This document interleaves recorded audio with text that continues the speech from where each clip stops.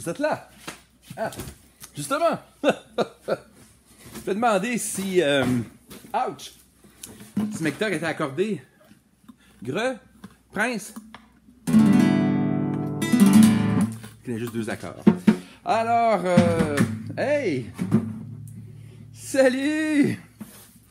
Comme bien dit-vous, je suis en mode confinement. Hein, c'est mon look de confiné, pas de confiné. Et je suis à domicile, donc avec un chandail à domicile. Rigueur.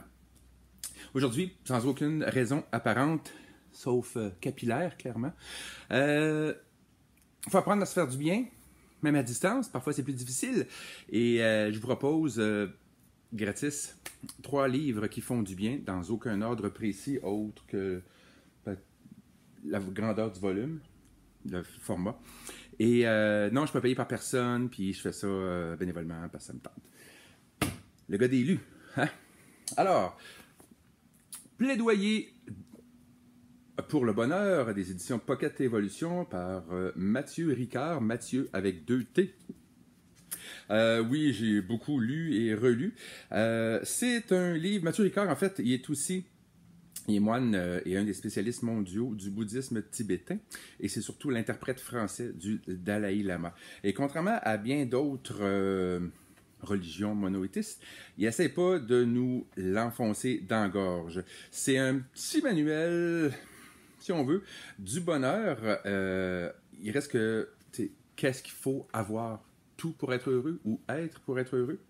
On parle d'émotions perturbatrices, entre autres, un petit segment à la volée. Donc, pour le bouddhiste, donc, maîtriser l'esprit consiste à ne pas laisser ses émotions s'exprimer sans discrimination. C'est-à-dire qu'il faut aussi se calmer puis prendre la peine de vivre, ou en tout cas de reconnaître ce que l'on vit. Mais c'est pas tant spirituello, religieux, c'est vraiment... On va tous souffrir. Et quoi faire, donc, entre les périodes auxquelles on vit de la souffrance ou un deuil. Ça fait du bien par où ça passe et ça se lit vite et parfois confrontant. Alors, Mathieu Ricard, plaidoyer pour le bonheur. Dans un autre ordre d'idées, les Français l'appelleraient The Jedi Path. Alors, moi, ça sera The Jedi Path. C'est aux éditions Chronicle Books, paru en 2010 via Lucas Book. Et comme vous pouvez peut-être voir, effectivement, c'est un petit peu magané, un petit peu usé. On retrouve tous les leçons, les enseignements dans des apprentis Jedi. On y trouve évidemment de quoi est fabriqué, de comment est fait un sabre laser. Et il y a quelques éléments sur comment s'en servir, quelle est la préhension pour bien manier son sabre laser. Donc une espèce d'introduction au sabre laser. On trouve évidemment la base des 3 piliers de l'ordre Jedi, qui sont, vous le savez, l'ordre, la connaissance et l'autodiscipline. Bravo! On ne souffle pas les réponses. Donc, Force, Knowledge and Self-Discipline, les 3 piliers de l'ordre Jedi. Ce qui est fascinant aussi, c'est qu'il y a beaucoup de petites annotations, je ne sais pas si on peut le voir, à différents endroits. Le livre a appartenu à plusieurs personnes avant d'arriver ici. Officiellement, évidemment, il a appartenu à plusieurs apprentis Jedi. Il y a certains segments, par contre, qui ont été littéralement clavardés et... mâchuré comme une enquête.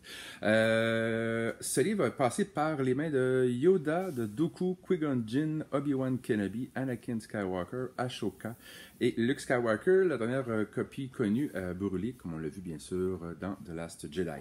Donc c'est un manuel fort sympathique pour les étudiants de la Force qui touche un peu de loin au bouddhisme, à savoir ce qu'il faut ressentir et quoi faire lorsqu'on est happé par des émotions négatives. Et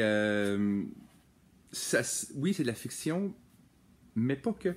C'est fort... vous pouvez trouver un autre niveau. Donc, The Jedi Path de l'Académie Jedi. Et pour ce 3e choix, un titre fort marketing. Se donner le droit d'être malheureux. C'est paru aux éditions Très Carré par Marc-André Dufour. Marc-André Dufour qui est un Il a travaillé une dizaine d'années au Centre de prévention du suicide de Québec, donc à domicile lui aussi. J'ai pas fini de le lire. Oui, il y a beaucoup de passages que j'ai surlignés. Il y a un segment particulièrement qui est assez... c'est paru en décembre 2019. Juste parce que je le cherche, là, juste parce que c'est live to take, là, c'est pas enregistré devant le public. Je tente de trouver ce que j'avais lu en me disant « Hey, ça me fait penser à maintenant. » Et voilà, ça fait plaisir. Accepter de vivre une existence provisoire indéterminée. Comment trouver un sens à cette nouvelle existence d'une durée indéterminée? L'important, ce n'est pas ce que nous attendons de la vie, mais ce que nous y apportons. Pensez-y. J'aime bien ça l'expression « votre vie se trouve entre parenthèses ». Mais gardez à l'esprit que cette période est transitoire. Ça a été écrit dans la vie entre deux deuils, entre différentes épreuves que vous pouvez vivre. Il y a une section complète sur le suicide. En fait, c'est pas nécessairement clinicien, mais en résumé, si vous venez qu'avoir des pensées de vous faire du mal, c'est un signal. Consulter ou juste contacter des gens près de vous, par téléphone, par vidéo, ou de l'aide professionnelle. Il y en a. Oui, ça demande un effort, il faut faire l'appel.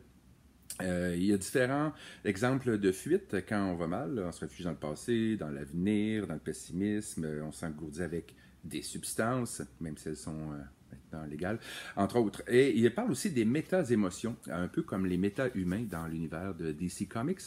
Donc, c'est une émotion au carré. C'est une émotion par-dessus une émotion et en fait, il faut juste s'en rendre compte, être capable de reconnaître quand on vit une émotion, une vague qui vient parfois par-dessus une autre existante. C'est un... Il traite lui-même son livre de pop anti-psychopop, ce qui est pas loin de la vérité. Une des premières phrases qu'on retrouve...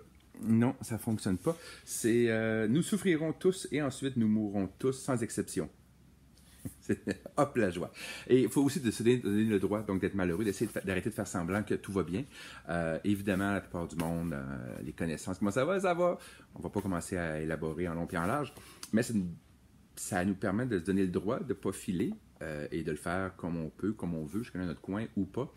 C'est très bien fait, ça se lit très bien, comme vous pouvez voir, et je vous recommande, et ça fait du bien aussi, par où ça passe, se donner le droit d'être malheureux, Marc-André Dufour. C'était les seules, mes suggestions lecture, parce que c'est bien le fun voir, puis écouter, puis tout ça, mais des fois c'est le fun un petit peu de s'introspecter.